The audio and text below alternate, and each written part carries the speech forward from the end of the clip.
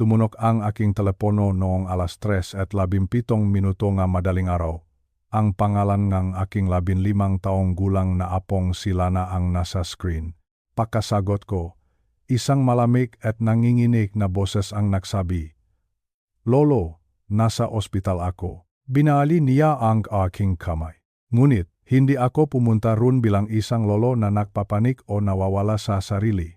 Pumasok ako sa ospital bilang isang taong 8 buwan nang naghahanda para sa sandaling ito. Habang ang ibang pamilya ay natutulog, ako ay bumuo ang isang case file laban sa kanyang ina-inahang si Nerissa. Hawak ko ang bawat lihim na ebidensya, ang mga nakatagong, talangang mga pasa at ang video mula sa dashcam na binili ko sa halagang 5,000 piso. Inakala niyang siya ang may kontrol. Pero hindi niya alam na bawat galaw niya ay nakasulat na sa aking listahan. Nang ipakita ko sa doktor ang aking mga dokumento, siya ay natigilan at hindi nakapagsalita. Namutla si Nerissa dahil sa wakas, ang kanyang makasinungalingan ay gumuho na sa harap ng katotohanan. Nakita ko ang takot sa kanyang mata nang mapagtanto niyang wala na siyang matataguan. Bago ko ibahagi sa inyo ang buong detalye kung paano ko tuluyang nailigtas ang aking apo, maaari niyo bang isulat sa comment section kung mula saang lungsod o probinsya kayo nanonood ngayon? Gusto kong malaman kung sino ang aking makasama sa pagbabantay sa ating mga mahal sa buhay. Ang pangalan ko ay Ricardo Santos. Sa edad na 65, marami na akong nakitang dumi at lihim sa mundong ito. 30 taon ang iginugol ko bilang isang investigador sa Maynila. Sa 30 taon na iyon, natutunan kong ang bawat galaw ng tao ay may kahulugan. Ang bawat tingin, ang bawat pananahimik, at maging ang bawat buntong hininga ay isang piraso ng katotohanan na naghihintay lamang na mabuo. Noong 3:17 nga madaling araw, nang tumunog ang aking telepono, hindi ako nagulat. Sa katunayan, parang matagal ko na itong inaasahan. Bago pa man sumapit ang ikalawang tunog, nakaupo na ako sa gilid na aking kama. Engizang gitawag sa ganitong oras. Ay, isa lamang ang ibig sabihin sa aming mga investigador. Mayroong malaking problema. Mayroong ginasa panganibi. At sa mga sandaling iyon, mayroon lamang kaming napakaikling oras upang gumawa ng paraan bago lumala ang sitwasyon. Ang boses ngang aking apo na si Lana ay mahina. Labis ang kanyang pagpipigil sa sarili. Ito ang boses ngang isang taong pagod na sa pag-iyak. Ang boses na wala ng luha, kundi impormasyon na lamang ang natitira. Sinabi niya sa akin na nasa ospital siya. Sinabi niya na binaling ang kanyang ina-inahang si Nerissa ang kanyang kamay. Pero ang mas masakit, sinabi ni Lana na nagsinungaling sila sa doktor. Sinabi nilang nadulas lamang siya sa banyo. At ang kanyang ama, ang aking anak na si Danilo, ay nandun lamang at sumasang-ayon sa kasinungalingang iyon. Habang nakmamaneho ako patungo sa ospital, binalikan ko ang nakaraang 8 buwan. 8 buwan na ang nakalilipas. Sa isang tanghalian noong Martes, binigyan ko si Lana ng isang lihim na telepono. Walang nakakaalam sa numerong iyon. Kahit ang kanyang ama ay walang malay. Iniabot ko ang maliit na papel na may numero sa gitna ng aming pagkain. Hindi nagtanong si Lana kung para saan iyon. Hindi siya nagtaka. Tinupi niya ang papel at isinilit sa loob ng maliit na bulsa ng kanyang jacket. Doon sa loob, sa lugar na mahirap hanapin, sa lugar na tanging siya lang ang nakakaalam. Sa sandaling iyon, alam kong naintindihan ni Lana ang lahat. Naintindihan niya na ang teleponong iyon ang kanyang magiging huling sandata. Alam niya na ang kanyang lolo ay hindi lamang isang matanda na nagbibigay ng payo, kundi isang taong handang makipaglaban para sa kanya. Ang tiwala niya sa akin ay buo, at ang tiwala na iyon ang nagbigay sa akin ng lakas na magpatuloy sa aking lihim na investigasyon sa loob ng kanilang sariling tahanan. Pumasok ako sa ospital, hindi bilang isang lolo na natatakot. Pumasok ako bilang isang lalaking 8 buwan nang bumubuo ang isang kaso. Bawat pasa na nakita ko noon, bawat pekeng ngiti ni Nerissa, at bawat pananahimik ni Danilo ay nakasulat sa aking isipan. Mayroon akong mga ebidensya. Mayroon akong mga petsa. At higit sa lahat mayroon akong planong hindi nila kailanman inasahan. Sa gabing ito, ang lahat ng aking paghahanda ay makbubunga na. Hindi ko hahayaan na masaktan pa muli ang aking apo. Ito na ang huling gabi ng kanilang makasinungalingan. Sinasabi nila na ang unang impresyon ay hindi laging tama. Ngunit sa aking propesyon bilang isang investigador sa loob ng 30 taon, natutunan ko na ang unang kita ang madalas na nagpapakita ng tunay na kulay ng isang tao. Ang kailangan mo lang gawin ay tumingin ng mas malalim, tumingin sa likod ng ngiti, tumingin sa likod ng mabulaklak na salita. 14 na buwan na ang nakalilipas ng unang ipakilala sa amin ni Danilo Sinerisa. Nahanda ang aking anak ng isang hapunan sa kanilang bahay, isang simpleng salusalo para ipakilala ang babaeng balak niyang pakasalan. Naalala ko pa ang bawat detalye ngabing iyon. Dumating si Nerissa ng huling ng 10 minuto. Sa tingin ng iba, baka maliit na bagay lang iyon. Traffic lang siguro sa Maynila o baka naman nahirapan lang sa paghahanap ng masasakyan. Pero para sa akin, ang pagdating ng huli ay isang paraan ng pagpapakita ng kapangyarihan. Gusto niyang lahat kami ay naghihintay sa kanya. Gusto niyang ang kanyang pagpasok ang maging sentro ng atensyon at nang dumating siya, may dala siyang kwento. Isang kwento tungkol sa kung bakit siya nahuli. Masyadong detalyado ang kanyang paliwanag. Masyadong plansado ang bawat salita. Para itong isang script na kinabisado ng paulit-ulit. Doon pa lang, nagsimula na ang aking hinala. Habang kami ay nakaupo sa hapagkainan, may isang pakilos siyang ginawa na hinding-hindi ko malilimutan. Hinila niya ang upuan para kay Danilo bago pa man ito makaupo. Mukha itong isang sweet na kilos. Mukha itong pag-alaga. Pero habang ginagawa niya iyon, ang kanyang nga mata ay hindi nakatingin sa aking anak. Ang kanyang nga mata ay nakatingin sa aming lahat na nasa loob ng silid. Hindi iyon para kay Danilo. Iyon ay isang palabas para sa amin. Gusto niyang isipin namin na siya ang perpektong asawa. Gusto niyang isipin namin na siya ay mapagmahal. Pero ang nakita ko ay isang babaeng marunong magmanipulang paningin ng ibang tao, isang babaeng gumaganap sa isang papel. Sa unang 20 minuto ng aming pag-usap, doon ko naramdaman ang tunay na panganib. Hindi siya nagtanong tungkol sa aking kalusugan. Hindi siya nagtanong tungkol sa aking paboritong alaala kasama si Danilo. Sa halip, nagsimula siyang magtanong ng kabakay na tila ba isa siyang tauhan ng bangko na nag-inspeksyon. Tinanong niya ako kung mayroon pa ba akong mga aktibong koneksyon sa mga autoridad. Tinanong niya kung kilala ko pa ba ang mga matataas na opisyal sa kapulisan. Pagkatapos, dahan-dahan niyang iniba ang usapan sa aking mang-ari-arian. Tinanong niya kung ang bahay ko sa Quezon City ay bayad na ng buo. Tinanong niya kung naisip ko na ba kung ano ang magiging hitsura ng aking buhay sa pagre-retiro. At ang pinaka-importante sa lahat, tinanong niya kung makano ang natatanggap kong pensyon buwan-buwan. Sa bawat tanong niya, nakikita ko ang kanyang mata na parang naglilista, parang nag-iimbentaryo. Tinitignan niya kung ano ang maaari niyang makuha sa akin. Tinitingnan niya kung ako ba ay isang banta sa kanyang plano o isang mapakukunan ng pera. Hindi ito ang paraan ng isang babaeng gustong maging bahagi ng pamilya. Ito ang paraan ng isang taong nahahanap ng biktima. Nanatili akong tahimik noong gabing iyon. Hindi ako nagpakita ng anumang reaksyon. Hinayaan ko siyang maniwala na ako ay isang matandang lolo lamang na madaling maloko. Ngunit sa loob ng aking isipan, binubuksan ko na ang isang bagong file para sa kanya. Sa bawat sagot na ibinibigay ko, tinitignan ko kung paano nagbabago ang kislap sa kanyang mata. Kapag nalaman niyang mayroon akong koneksyon, nakikita ko ang kaunting takot. Kapag nalaman niyang mayroon akong sariling bahay at sapat na pensyon, nakikita ko ang kasakiman.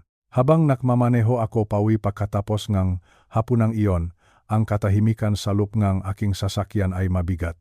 Hindi ko kailangan ng ebidensya ng pisikal na saktan para malaman na ang babaeng iyon ay mapanganib. Alam ko na, ramdam ko na sa aking mabuto. Nakakita na akong maraming katulad niya sa aking trabaho noon.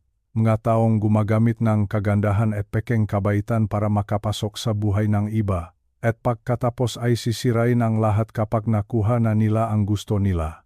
Ang pinaka-ikinababahala ko ay si Danilo. Ang aking anak ay mukhang bulag sa katotohanan. Nakita ko kung paano siya tumingin kay Nerissa, punong pahanga, punong pagtitiwala. Hindi niya nakikita ang matalim na nakatago sa likod ng mangiting babaeng iyon. At lalong hindi niya nakikita ang panganib na dahan-dahang lumalapit sa kanyang anak na si Lana. Mula sa gabing iyon, sumumpa ako sa aking sarili. Hindi ko hahayaang masira ni Nerissa ang pamilyang ito. Maaring nakuha niya ang tiwala ni Danilo, pero hinding-hindi niya makukuha ang sa akin. Ako ay isang investigador. Trabaho kong protektahan ang mga inosente. At sa pagkakataong ito, ang aking misyon ay ang aking sariling apong si Lana. Nagsimula akong magmasid ng mas maigi.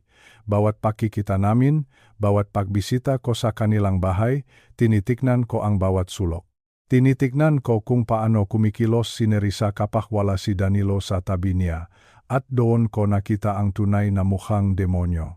Ang matatamis na salita ay napapalitan ng matatalim na utos. Ang pekeng pag-aalaga ay napapalitan ng pananakot.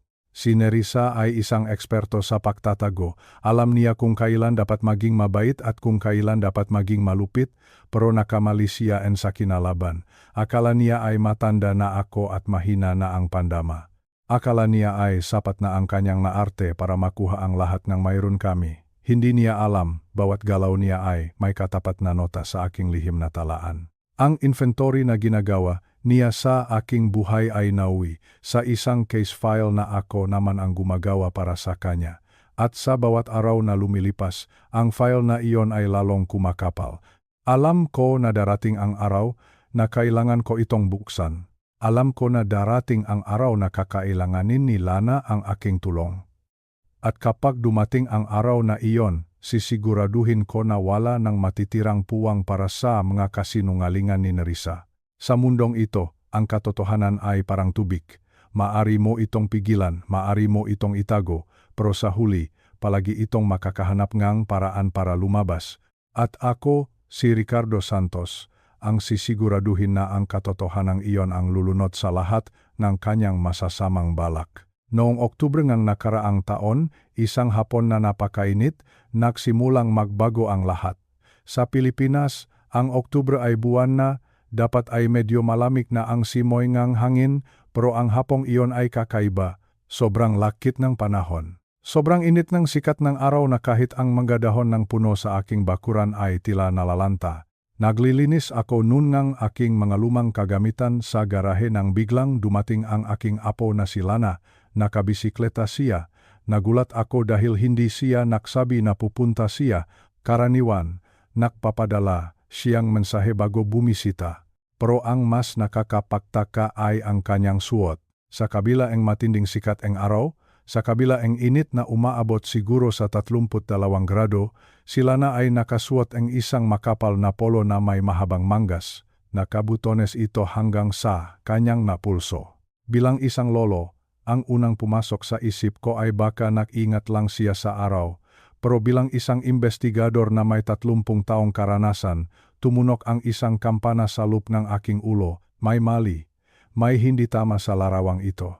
Inanyayahan ko siyang pumasok sa loob ng bahay para uminom ng malamig na tubig. Habang nakaupo kami sa lamesa sa kusina, napansin ko ang kanyang kilos. Maingat siya. Tila babawat paggalaw nga niyang mabalikat ay may kasamang bigat. Nang abutin niya ang baso ng tubig, doon ko nakita ang ebidensya na hindi ko inaasahan ngunit matagal ko ng kinatatakutan. Bahagyang napaatras ang laylayan ng kanyang manggas. Doon, sa kanyang kaliwang braso, sumilip ang isang pasa. Isang madilim na kulay ng lila na may halong asul at dilaw sa paligid. Mabilis niya itong hinila pababa. Mabilis niyang itinago ang kanyang braso sa ilalim ng lamesa. Pero huli na ang lahat, nakita ko na. At ang nakita ko ay hindi isang simpleng pasa. Sa aking trabaho noon, nakakita na akong libu-libong sugat. Alam ko ang pagkakaiba ng isang pasa na nakuha sa aksidente at isang pasa na nakuha sa dahas. Ang pasa mula sa pagbaksak o ang tinatawag nating fall bruise ay karaniwang may kasamang magasgas. Kalat ang kulay nito at madalas ay nasa mga bahagi ng katawan na tumatama sa lupa, gaya ng siko o tuhod. Pero ang nakita ko sa braso ni Lana ay isang contact bruise. Ito ay bilog at siksik ang kulay sa gitna. Ipinapakita nito na ang puwersa ay nanggaling sa isang direksyon lamang. Tila ba may isang kamay na mahigpit na humawak doon, isang kamay na pilit na pumipigil sa kanya, isang kamay na nag-iwan ng markang galit. Tinanong ko siya kung ano ang nangyari, sinabi niya na nahulog daw siya sa kanyang bisikleta. Pero doon muling lumabas ang kanyang pagkakamali. Masyadong detalyado ang kanyang kuwento. Sinabi niya sa akin ang eksaktong kanto kung saan siya natumba. Sinabi niya ang eksaktong lamat sa semento na naging sanhing kanyang pagkadulas. Sa mundo ng investigasyon, kapag ang isang tao ay nagbibigay ng masyadong maraming detalye sa isang simpleng tanong, ibig sabihin ay pinahandaan niya ang kasinungalingan. Kinabisado niya ang kwento dahil alam niyang tatanungin siya. Ang isang batang tunay na nahulog sa bisikleta ay magsasabi lang ng, "Nadulas po ako, lolo," at magpapakita ng kanyang magasgas ng may halong tawa o konting inis. Pero si Lana ay parang nagre-report sa isang opisyal. Hindi ko siya pinilit na magsabing totonong araw na iyon. Alam ko na kung pipilitin ko siya, lalo lamang siyang lalayo, lalo lamang siyang matatakot. Sa halip, kinuha ko ang yelo at dahan-dahan itong inilagay sa kanyang braso. Tinanong ko siya tungkol sa kanyang pag-aaral. Tinanong ko siya tungkol sa kanyang makaibigan. Nagpanggap ako na naniwala ako sa kanyang kwento. Pero nang makaalis na siya, doon ko binuksan ang aking telepono. Doon ko sinimulan ang unang pahina ng isang lihim na talaan. Isinulat ko ang petsa, 14 ng Oktubre. Isinulat ko ang bawat obserbasyon ko. Isinulat ko ang tungkol sa makapal na damit sa gitna ng taginit. Isinulat ko ang hitsura ng pasa sa kanyang kaliwang braso. Isinulat ko ang aking pagsusuri na ang sugat ay hindi tugma sa pagkahulog sa bisikleta. Pinangalanan ko ang file na iyon bilang unang tala. Ito ang simula ng aking kaso. Sa mga sandaling iyon, ang aking puso ay punong-punong galit. Gusto kong sumugot sa bahay nila Danilo. Gusto kong harapin si Nerissa at itanong kung anong karapatan niyang saktan ang aking apo, pero pinigilan ko ang aking sarili. Ang isang investigador ay hindi kumikilos ng emosyonal. Ang emosyon ay nakakabulag. Kung susugot ako ng walang sapat na ebidensya, magagawa nilang baliktarin ang sitwasyon. Itatago nila si Lana sa akin. Mas lalong magiging maingat si Nerissa sa kanyang pananakit. At mawawalan ako ngang pagkakataon na tuluyang iligtas ang aking apo. Kailangan kong pasensya. Kailangan kong higit pang matala. Kailangan kong isang kadena ng ebidensya na hindi nila kayang putulin. Ang hapong iyon ng Oktubre ay naging isang hudyat para sa akin. Hindi na lamang ako isang lolo na naghihintay ng pagbisita ng kanyang apo. Ako na ay isang bantay. Isang lolo na nakatayo sa dilim, nakmamasid at naghihintay ng tamang sandali para sumalakay. Bawat gabi bago ako matulog, binabasa ko ang unang tala na iyon. Pinapaalalahanan ko ang aking sarili na ang pasang nakita ko ay isang sigaw para sa tulong na hindi masabi ni Lana ng malakas. Ang kanyang pananahimik ay may kahulugan. Ang kanyang pagsusuot ng mahabang manggas ay isang paraan ng pagprotekta sa kanyang sarili mula sa kahihiyan at takot. Mula nun, hindi na ako tumingin kay Nerissa ng may pagdududa lamang. Tiningnan ko na siya bilang isang target, isang kriminal na nag-aakalang napakatalino siya. Akala niya ay sapat na ang mahabang manggas para itago ang kanyang kasalanan. Hindi niya alam ang unang lamat sa kanyang pader ay nakita na ang isang taong buong buhay ay nakahanap ng katotohanan. Ito ang simula ng mahabang 8 buwan. 8 buwan ng pagmamasid, 8 buwan ng pagtatala, 8 buwan ng pagtitiis na makita ang aking apo na nasasaktan habang hinihintay ko ang sandaling makakaroon ako ng sapat na lakas para wasakin ang buhay ni Nerissa. Ang pasa sa ilalim ng manggas na iyon ang naging mitsa. At sisiguraduhin ko na ang apoy na sinimulan nito ay tatapos sa lahat ng paghihirap ni Lana. 8 buwan. Iyon ang habangang panahon na pinili kong manahimik. Para sa karaniwang tao, Ang 8 buwan ay parang habang buhay na pagtitiis. Pero sa mundo, investigasyon, ang panahon ay isang kagamitan. Ang panahon ang naglalantat ng ngalamat na pilit itinatago ng isang kriminal. 8 buwan akong naging anino sa buhay ni na Danilo at Nerissa, nagmamasid, nakikinig, at higit sa lahat, nagtatala. Hindi ako sumugot. Hindi ko hinarap si Nerissa nang makita ko ang unang pasa ni Lana. Alam ko na kung gagawin ko iyon, matatalo ako. Itatago nila si Lana. Lilinisin nila ang bawat bakas ng kanilang pananakit. At sa huli, ang aking apo ang mas lalong maghihirap. Kaya naman, sa halip na dahas, ginamit ko ang talino. Bumuo akong isang kuta. Isang kuta na gawa sa mga ebidensiyang hindi nila kailanman matitibag. Noong buwan ng Pebrero, gumawa ako ng isang mahalagang hakbang. Kinausap ko ang aking anak na si Danilo. Sinabi ko sa kanya na gusto kong regaluhan ang kanilang pamilya ng isang dashcam para sa kanilang sasakyan. Ang dahilan na ibinigay ko ay simple at kapanipaniwala. Sinabi ko na marami ng aksidente at nakawan sa daan ngayon. Sinabi ko na ito ay para sa kanilang proteksyon at para na rin sa insurance kung sakaling may mangyari. Nakakahalaga ang dashcam na iyon ng 1,000 piso. Pinili ko ang pinakamagandang klase, yung may malinaw na lente at kayang kumuhang boses sa loob ng sasakyan. Pumayag si Danilo ng walang pag-alinlangan. Ako mismo ang nagabit nito noong apong Sabado. Habang inayos ko ang makabel, alam ko sa aking sarili na hindi ito para sa insurance ng sasakyan, ito ay para sa kaligtasan ni Lana. Ito ang magiging aking mamata at tainga salop ng isang lugar na hindi ko mapasok. Kasabay nito, sinimulan ko ring subaybayan ang aming komunikasyon. May isang bagay na napansin ko sa mga mensahe ni Lana sa aking telepono. Dati, kapag nagte-text ako, sasagot siya sa loop lamang ng ilang minuto. Masaya ang kanyang nasalita. Puno ng kwento tungkol sa paralan. Unit unti-unti, ang bilis ng kanyang paktuhon ay nakbaho. Mula sa ilang minuto, naging ilang oras. Pagkatapos ay naging isang araw. Hanggang sa umabot na sa 3 hanggang 5 araw bago siya sumagot. At ang mga mensahe niya, naging maikli, naging formal, wala ng emosyon. Alam ko ang ibig sabihin nito. May ibang nagbabasa ng kanyang mga mensahe bago niya ang mga ito may padala. May nagbabantay sa bawat letrang isinusulat niya. Si Nerissa ay dahan-dahang pinuputol ang kanyang ugnayan sa labas ng mundo. Pinapatay niya ang boses ni Lana sa pamamagitan ng takot.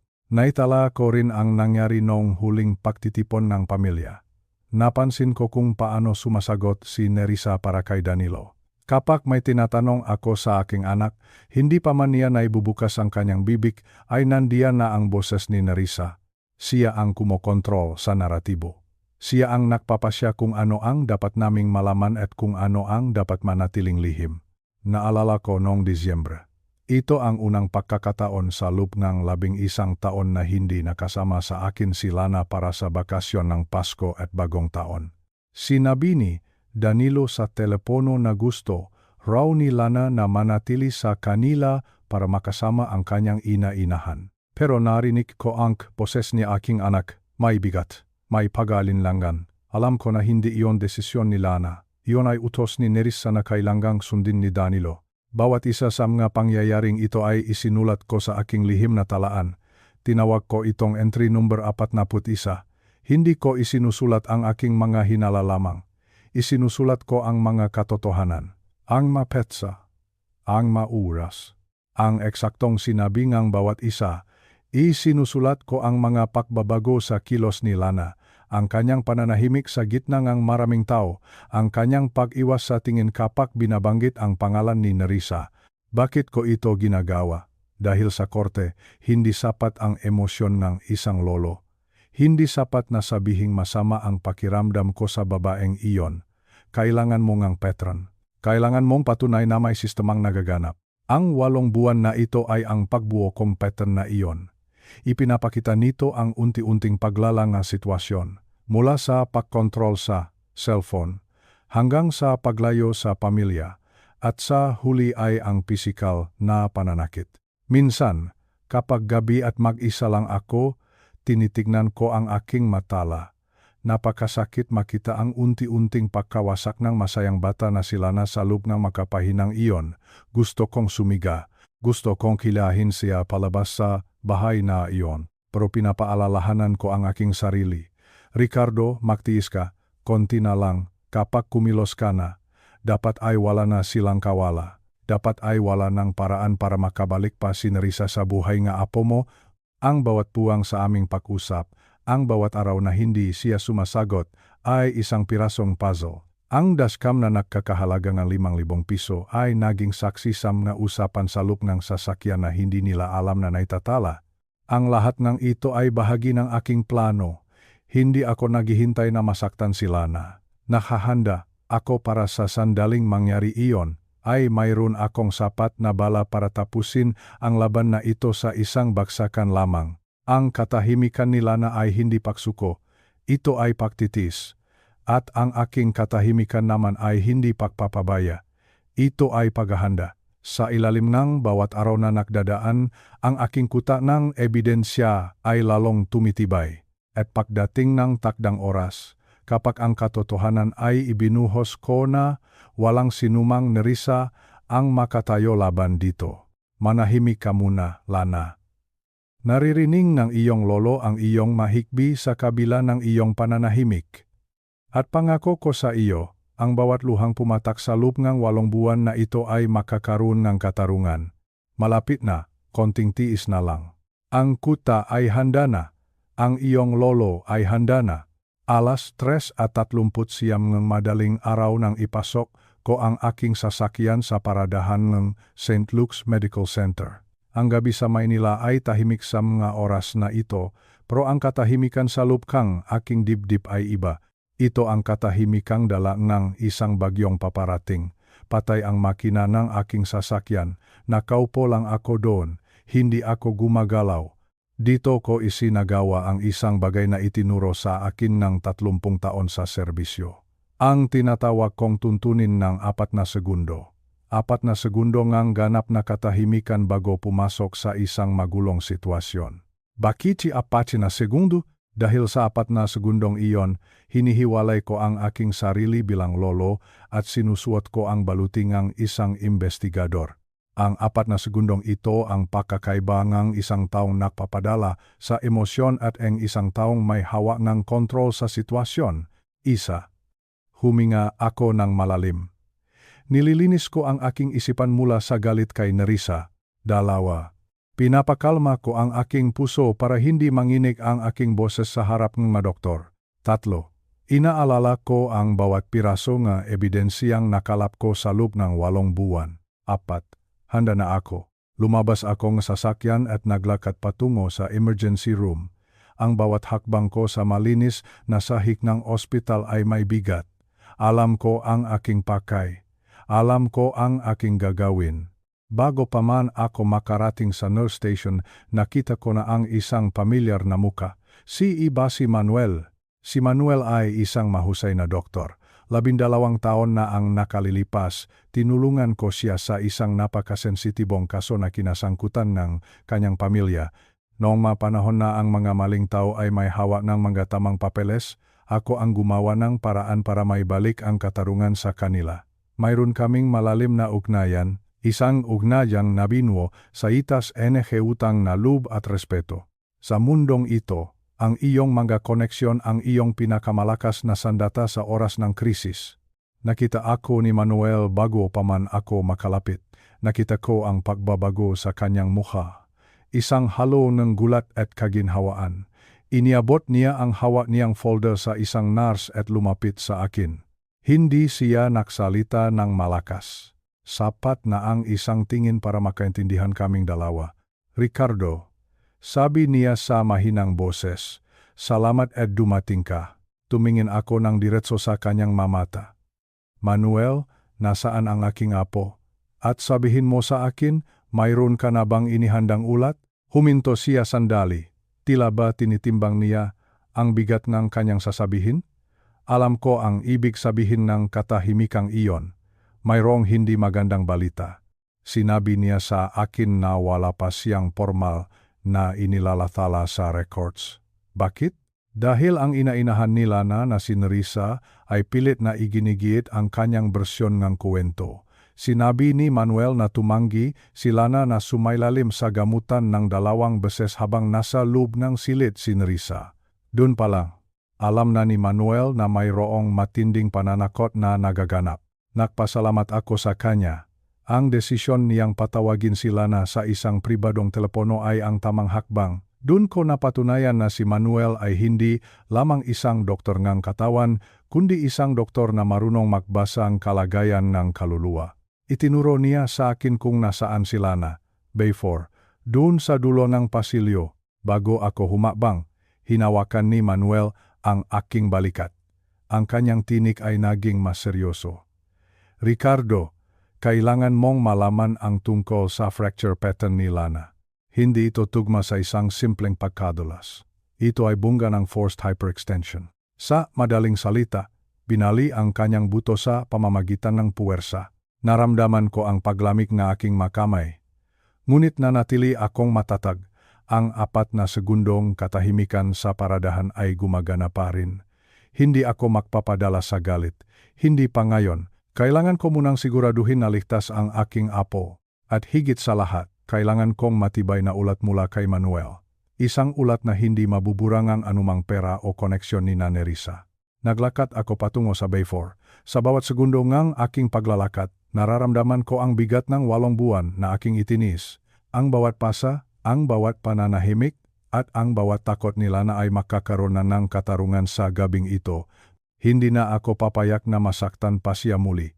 Tapos na ang oras ng pagmamasid. Ngayon ay oras na ang pagpuksa sa kasamaan na nanahan sa aming pamilya. Pumasok ako sa loob ng Bayfort. Doon, nakita ko si Lana. Nakaupo siya sa gilid ng higaan, ang kanyang likod ay nakasandal sa malamig na pader.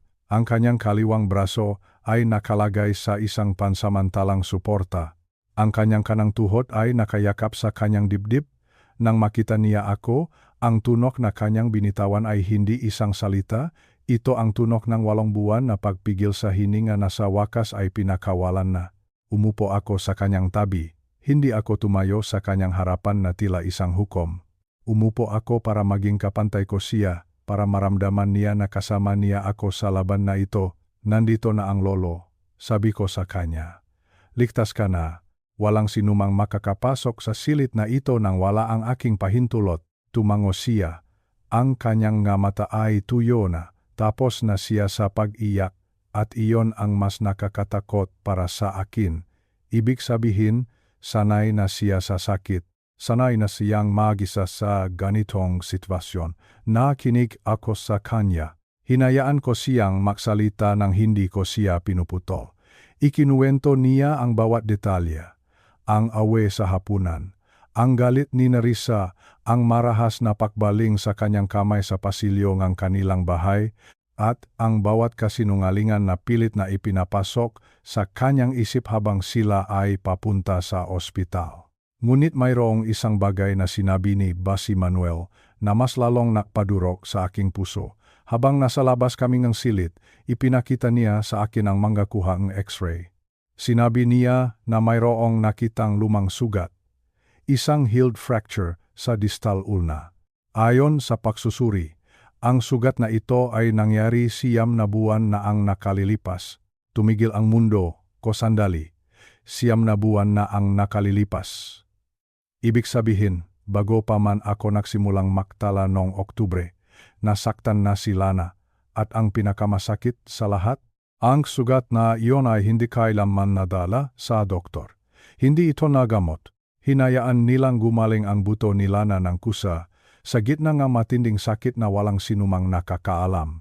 Naisip ko ang aking apo. Isang batang 14 na taong gulang nun, tinitiis ang gabi-gabing sakit ng galyang buto. Pinipilit niyang huwag magpakita ng kahit anong senyales para hindi madamay ang kanyang ama o dahil sa takot kay Nerissa. Ang tapang na ipinakita ni Lana ay hindi dapat nararanasan ng isang bata. Ibinasura ko ang aking nararamdamang lungkot at pinalitan ito ng malamig na determinasyon. Isinantabi ko muna ang pagiging lolo at naging isang malupit na investigador. Hinarap ko si Manuel. Gawan mo ang ulat ang lahat ng iyan ang utos ko, isama mo ang lumang fracture. Isama mo ang hindi pagkakapareho ng kwento ni Nerissa sa pinsala ni Lana. Isama mo ang lahat ng obserbasyon mo bilang isang eksperto. Huwag kang magtitirang kahit anong puwang. Tumanggo si Manuel. Nakaplano na ang draft, Ricardo. Hinihintay ko lang ang kumpirmasyon na mayroong siyang kakampi. Mayroon siyang kakampi. Sabi ko nang may kasiguraduhan. Mayroon siyang ako. Pagkatapos, lumabas ako sa pasilyo at tinawagan ko ang aking abogado na si Felicia. Alas 4:17 na NG madaling araw. Sinagot ni Felicia ang telepono sa ikatlong tunog.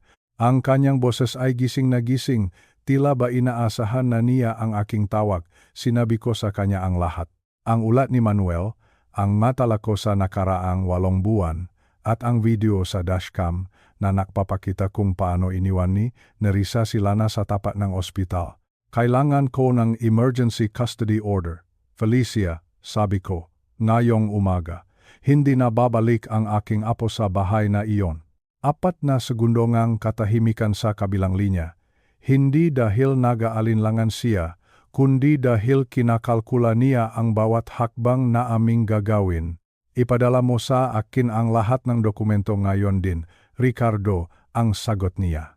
Titignan ko ito habang nagbibihis ako. Sa loob ng 35 minuto, makikita tayo sa ospital. Habang naghihintay, binalikan ko ang aking matala.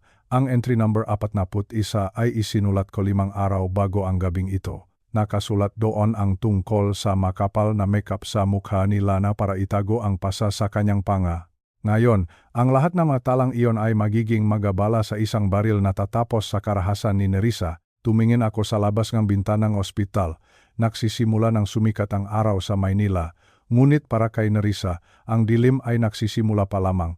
Inakala niya na ang pananahimik ni Lana ay kahinaan. Inakala niya na ang pagiging matanda ko ay kawalan ng kakayahan.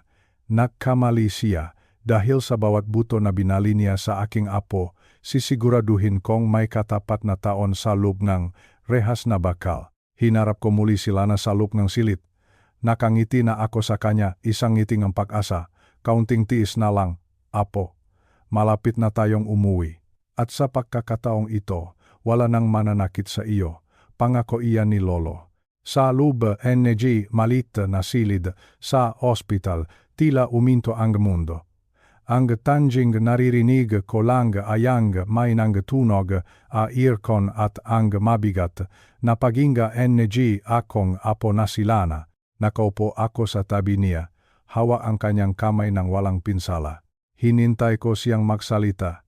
Sa trabaho ko bilang investigador, natutunan ko na ang pinakamahalagang impormasyon ay hindi nakukuha sa pagtatanong ng mabilis, kundi sa pagbibigay ng espasyo para sa katotohanan. Sinimulan ni Lana ang pagkukwento. Ang kanyang boses ay tila isang bulong na nanggagaling sa kailaliman ng kanyang takot. Sinabi niya sa akin na ang away ay nagsimula dahil lamang sa isang maliit na bagay. Isang pagkakamali sa pag-ayos ng lamesa para sa hapunan. Sinabi ni Nerissa na si Lana ay sadyang walang galang. Sinabi ni Nerissa na kailangan siyang turuan ng leksyon. Ikinuwento ni Lana kung paano siya hinabol ni Nerissa sa pasilyong bahay. Doon, sa tapat ng kwarto ni Danilo, nangyari ang pananakit. Binali ni Nerissa ang kanyang kamay ng may matinding galit habang sinasabi na ito ang nararapat sa mga batang matitigas ang ulo. Pero ang pinakamasakit na bahagi ng kwento ni Lana ay hindi ang pisikal na sakit. Ito ay ang tungkol sa aking anak na si Danilo. Ayon kay Lana, nandun si Danilo sa kabilang silid. Naririnig niya ang bawat siga. Naririnig niya ang pagkabaling ng buto, pero hindi siya lumabas.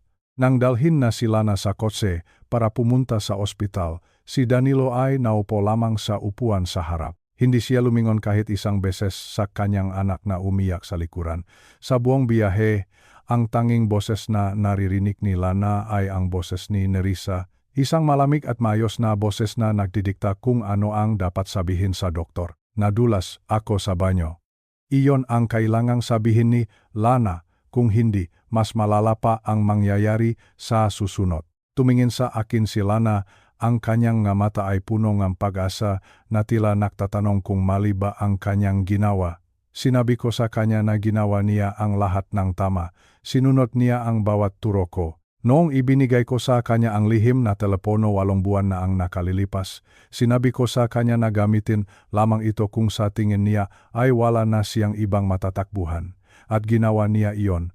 Itinago niya ang telepono sa loob ng kanyang jacket. Hindi siya nagsalita hanggang sa makaalis si Nerissa sa silid. Sinabi ko kay Lana na ang kanyang katapangan ang magiging susi sa aming kalayaan. Ang bawat salita na sinabi niya sa akin ay naging bahagingang aking matibay na kaso. 11 minuto ang itinagal ng kanyang pagkukuwento ng walang patit. Sa loob ng 11 minutong iyon, naramdaman ko ang bawat hapding kanyang pinagdaanan. Pero naramdaman ko rin ang kanyang tiwala. Tiwala na ang kanyang lolo ang tatapos sa bangungot na ito. Bago ako lumabas ng silid, hinalikan ko siya sa no. Sabi ko sa kanya, mula sa sandaling ito, wala nang mananakit sa kanya. Hindi na siya babalik sa bahay na iyon. Hindi na niya kailangang matulog ng may takot. Ang pananahimik niya sa loob ng 8 buwan ay tapos na. Ngayon, ako naman ang magsasalita para sa kanya. Ako naman ang lalaban para sa kanyang kinabukasan. Lumabas ako sa Bay 4 na may dalang matinding determinasyon. Ang bawat hakbang ko ay may layunin. Ang oras ay 4:17 madaling araw. Ito ang oras kung kailan ang karamihan ay natutulog pa, pero para sa akin, ito ang simula ng aking operasyon. Tinawagan ko ang aking biyaheng hustisya. Ito ang makatang pinakakatiwala ko sa loob na maraming taon. Ang unang tawag ko ay para kay Patricia, ang Utaturgul o charge nurse ng ospital. Sinabi ko sa kanya na bantayan ng maigi ang bawat pinto. Sinabi ko na huwag hayaang makalapit si Nerissa kay Lana. Si Patricia ay isang babaeng may paninindigan. Sinabi niya sa akin na nakahanda na ang kanilang security team. Sinabi niya na naitala na rin niya ang bawat pagtatangka ni Nerissa na pumasok sa silid ng aking apo. Pagkatapos, tinawagan ko si Cora. Si Cora ay isang opisyal mula sa DSWD o Kagawaran ng Kagalingang Panlipunan at Pagpapaunlad. Nagkakilala kami sa isang Child Protection Task Force, 4 na taon na ang nakalilipas. Sinabi ko sa kanya ang sitwasyon. Isang 15 taong gulang na bata, biktima ng pisikal na pangabuso ng ina-inahan at isang ama na hindi kumikilos. Sinabi ni Cora na darating siya sa loob ng 20 minuto. Sa boses niya, naramdaman ko ang galit at ang kagustuhang tumulong. Habang nahihintay, kinuha ko ang aking telepono at sinuri ang video mula sa dashcam ng sasakyan ni Danilo. Ang video na ito ang magiging huling pako sa kabaong ng makasinungalingan ni Nerissa. Nakita ko sa screen ang sasakyan na tumigil sa tapat ng ospital. Nakita ko si Lana na hirap na bumaba, hawak ang kanyang nasaktang kamay, at ang pinakanakakagigil na bahagi. Nakita ko si Nerissa na hindi man lang bumaba para alalayan ang bata. Sa halip, pakababa ni Lana, mabilis na pinaharurot ni Nerissa ang sasakyan palayo. Iniwan niya ang aking apo na parang isang basura sa tapat ng ospital. Dumating si Felicia, ang aking abogado, makalipas ang 31 minuto. May dala siyang dokumento na handa ng pirasuhan. Ipinakita ko sa kanya ang video. Ipinakita ko ang mga tala ko sa nakaraang 8 buwan. Ipinakita ko ang mahigit 41 entry sa aking notebook. Sinabi ni Felicia na sapat na ang lahat na ito.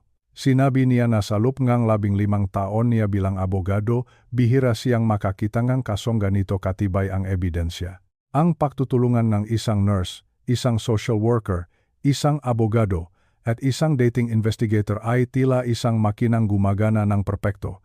Bawat isa ay may tungkulin, bawat isa ay may layunin. Habang kinakausap ni Cora sila na sa loob ng silid, kami naman ni Felicia ay naghahanda para sa susunod na hakbang. Ang aming layunin ay isa lamang, ang tuluyang makuha ang proteksyon ni Lana mula sa batas. Ang gabing ito ay hindi lamang tungkol sa isang galing buto. Ito ay tungkol sa sistema ng hustisya na gumagana para sa mga mahihina.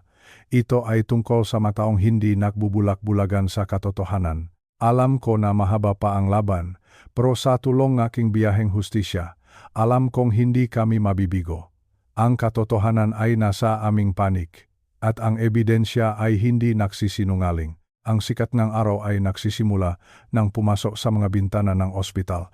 Ang gabi ngang hirap at puyat ay tila papalapit na sa kanyang katapusan. Nakatayo ako sa dulo ng pasilyo, hawak ang isang baso ng mainit na kape na hindi ko naman mainom-inom. Ang aking mata ay nakatitik sa aking relo. Ang bawat segundo ay tila isang oras ang tagal. Eksaktong 8:14 nang tumawag si Felicia. Ang kanyang boses ay may dalang kakaibang sigla.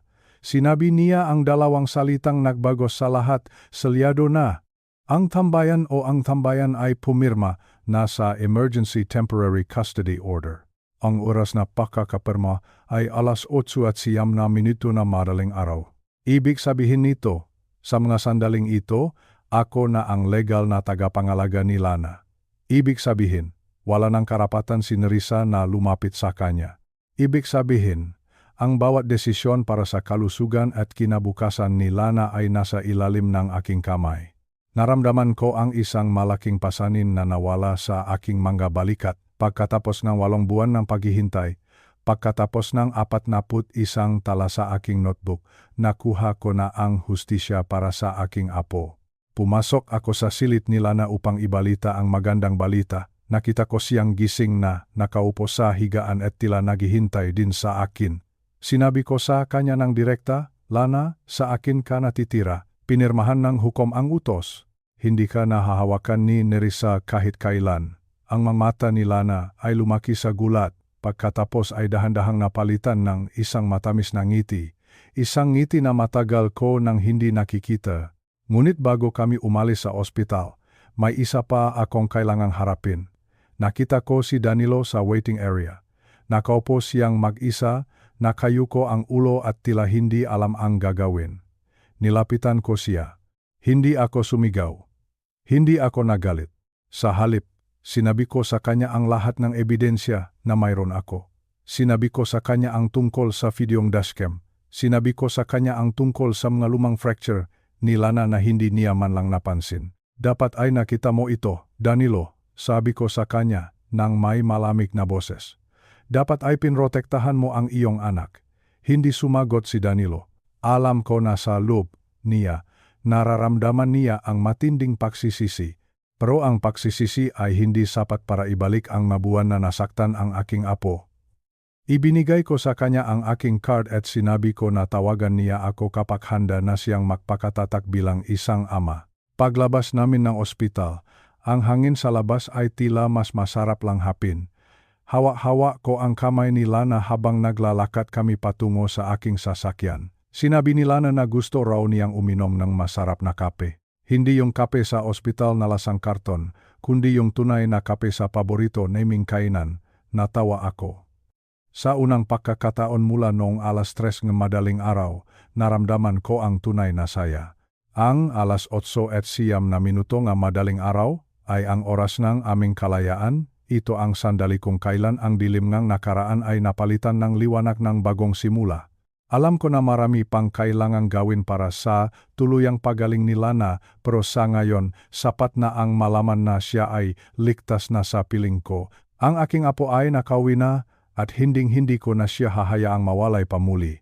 3 buwan na ang lumipas mula nung madaling araw na iyon sa ospital. Sa kasalukuyan, habang isinusulat ko ang mga huling tala sa aking notebook, nakaupo ako sa aking beranda dito sa Quezon City.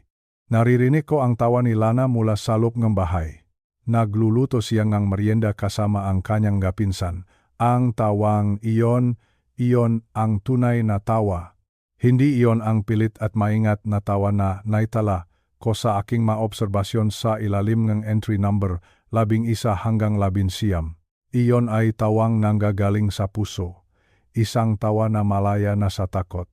9 na araw matapos ang gabing iyon sa ospital, formal na kinasuhan si Nerissa. Naharap siya sa 2 bilangang felony assault dahil sa pananakit sa isang bata, 1 bilangang domestic violence, at 1 bilangang child endangerment. Ang video mula sa dashcam na nakakahalagang 5,000 piso. kasama ang ebidensyang lumang fracture na 9 buwan na ang nakalilipas, at ang aking 41 tala sa notebook ang tumapos sa kanyang kalayaan. Sinabi ngang piskal na ang mga ebidensyang ito ang nakpakita na ang ginawa niya ay may plano at hindi isang aksidente. Inakala niyang napakatalino siya, ngunit hindi niya pinahandaan ang isang lolo na handang protektahan ang kanyang apo sa lahat ng paraan. 6 na linggo matapos kong makuha ang kustodiya, sinabi sa akin ni Lana na gusto niyang tumestigo sa korte. Hindi siya nagtanong tungkol sa aking opinyon. Sinabi niya ito sa akin ng may paninindigan. Sinabi niya na kung hindi niya sasabihin ang katotohanan ng malakas, tila ba hindi ito nangyari, at ang katotohanan ay nangyari nga. Nung gabing iyon, binuksan ko ang aking telepono at isinulat ang entry number 47. Lana laughed today. The real kind. Logging it. Ngunit mayroon akong isang bagay na hindi ko pa nasasabi ng malakas. Isang bagay na dala-dala ko bilang pagsisisi. Sana ay ibinigay ko na ang lihim na telepono noong Oktubre pa lang, hindi noong Pebrero. Ang 4 na buwan na iyon na hinayaan kong lumipas bago ako kumilos ng tuluyan. Iyon ang mga buwan na hindi ko na may babalik kay Lana. Tinitiis niya ang sakit ng mag-isa sa loob na 4 na buwan na iyon. Ang karanasang iyon ang nagturo sa akin na bilang mga nakatatanda, kailangan nating kumilos ng mas maaga. Huwag tayong maghintay na maging comfortable bago tayo gumawa ng paraan. Kaya naman, kung ikaw na nanonood ngayon ay may nararamdamang kakaiba sa iyong pamilya. Kung mayroon kang kutop na tila hindi mo mapangalanan, huwag kang maghintay ng kumpirmasyon. Isulat mo ang bawat nakikita mo. Itala mo ang mga petsa.